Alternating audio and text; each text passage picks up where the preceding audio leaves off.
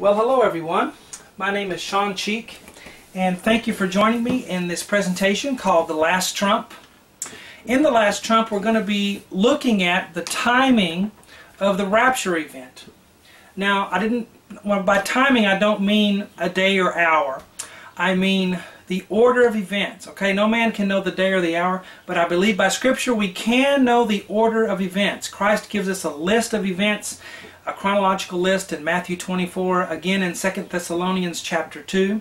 So that's what we're looking at today. We're not questioning the reality of the rapture event, but we're looking at the timing of it. Okay.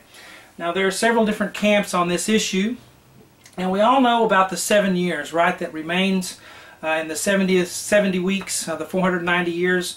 We know that 7 years is Daniel's 70th week. There's 7 years, right, that's yet future. A lot of people will call that whole 7 years Great Tribulation, but it's not. Really, Christ only calls the last half of those 7 years Great Tribulation. Some people believe we'll be raptured out before those 7 years begin. Some believe we'll be raptured out in the middle of the week before Great Tribulation begins. And even some believe that we'll be raptured out after the week is over. Now, I'll tell you, personally, I would prefer to be raptured out before the week begins. That's the most comforting to me. I like that one. And I would hope that one would be true, if I could have my own selfish desires. But we're going to look at the timing today, okay? Now, it's going to take some time because we have to build on something. I can't just throw things out there. We're going to build on Scripture, compare Scripture with Scripture, one thing at a time. And if you really want to know, I believe we can prove by Scripture, not me, but by Scripture, when the rapture event occurs. The order of events, okay? So we're going to look at that. Now, before we get into it with the next slide, I want us to know that if you're one of those people who believe we'll be raptured out before the week, again, the one I would prefer, or even in the middle of the week, okay? We call those pre-tribbers or pre-weekers before the 7 years, in the middle of the 7 years. I want you to know that that doctrine has only been in existence for about 180 years. Okay, now that doesn't mean it's wrong because it's recent, but if that's the doctrine you hold to and the one you've believed, I want you to know where it comes from, okay? So I'm not attacking you personally or what you've believed. I just want you to know the history of that doctrine. Before 180 years ago, no one taught a pre-week or pre-trib rapture, okay? It's very recent, and now just being recent doesn't make it wrong, and it's not evidence against it. I just want you to know where it comes from. It started in 1830. A little girl in Scotland had a dream, 15-year-old girl. Her name was Margaret MacDonald. And in that dream state or trance state, now you can look this up online. Any credible, reliable, historical source, they all say the same thing about this doctrine, okay? Whether they're religious or secular, they all pretty much say the same thing. This little girl had a dream in 1830 in a trance-like state for several hours, and she had visions which told her that Christ would come back and gather his church before the 7 years, before tribulation. Now, a man named John Darby heard about this commotion in Scotland, and he came to visit to see what was going on. And he's a well-noted theologian, and he began to teach this doctrine. And actually, he's the one single-handedly that formulated the underlying theology and scriptural support for this pre-week or tribulation rapture doctrine. Now, when I say pre-week, I hope you understand I mean pre-7 years, because it's called a week because it's a week of years, 7 years, okay? Just so you understand that. So he pretty much did that himself, John Darby.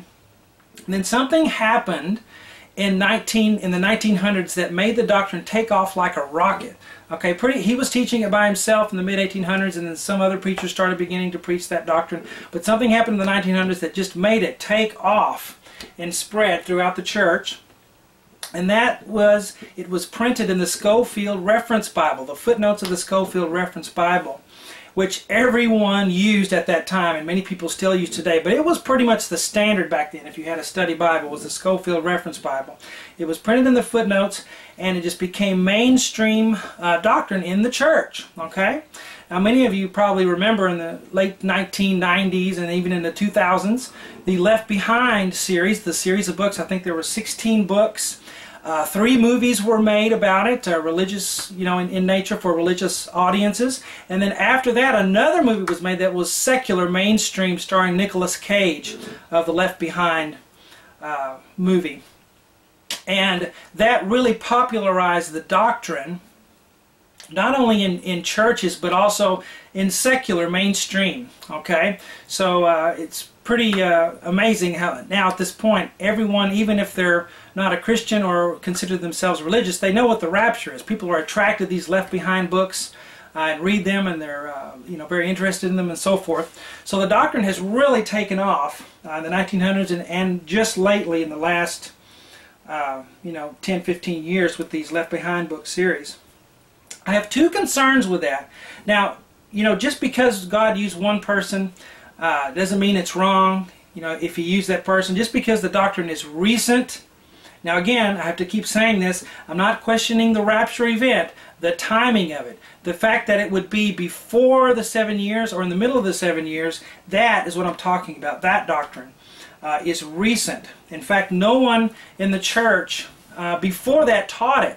In previous 93% of church history, it was not taught. Some people have tried to, find some papers or something by some Jesuit priests, but it was not taught. If you really look at it, 1830s, 1850s is when it began. And I have 2 concerns with that, just concerns, okay? That is the recentness of it. Now, John Wesley and Martin Luther, they were reformists who were recovering what was lost. They were recovering the truth that was lost in the church, and they were getting us back to a God-centered message. Right? They did those things. They weren't teaching or preaching anything new. They were recovering what was lost. Okay? So this doctrine is recent, and the fact that it was not taught before 1830 should concern you a little bit, at least raise an eyebrow. Okay? I just want you to know where this doctrine came from, if it's what you believe and hold to. The second thing is the church that this has come out of. We know there are 7 churches in church history. We are now in Laodicea. In fact, theologians will tell us that we began in about 1850 or so, give or take, that's when the church of Laodicea began. Now, we know God's estimation of Laodicea in the book of Revelation. Now, this doesn't mean that you personally are this way, but it's His estimation of the church as a whole, okay? And she's the only church from 1850 onward. She's the only church who there is nothing positive spoken of. God has nothing good to say about her. She's blind, naked, and weak, and doesn't know it, and which is a sad thing that you wouldn't know it if you were in that condition.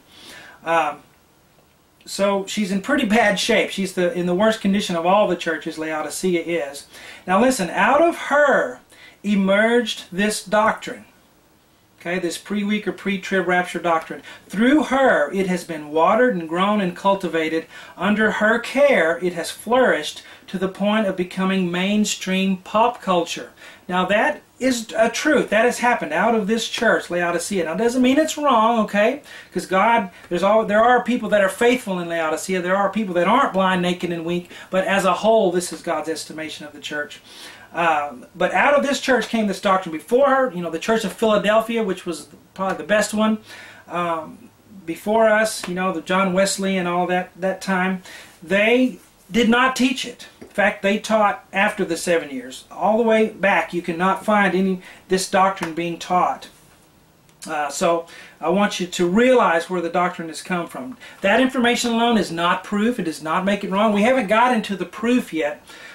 Just want you to know where that doctrine comes from, okay? So either, and please don't let this statement offend you, okay? We all have to be able to listen to different points of view. Are we going to sit here and say, I have everything right and I don't have anything wrong? Just because I've believed it my whole life makes it true? No, we should never have an arrogance like that. Always be able to listen to a differing point of view in case you might be a little wrong on something, or myself, I have to do that as well. Listen to this. Either Laodicea has uncovered a truth that has not been taught for 93% of the church before her, or something else is going on, right? The doctrine is too successful. The pre-week, pre-trib rapture doctrine has been too successful for someone to not be behind it. Understand, this doctrine is not a mistake or an accident. It is too successful for it not to be on purpose and by design. Either God has caused it to happen, or it is something else. And the something else would be pretty scary, would it not? Okay, so we're going to get into this last trump presentation now. I just needed to preface there with this first slide, and we're going to go a little quicker as we move to the second video. And we're going to, if you want to go ahead and turn to Daniel 9, that's where we'll be for the next video.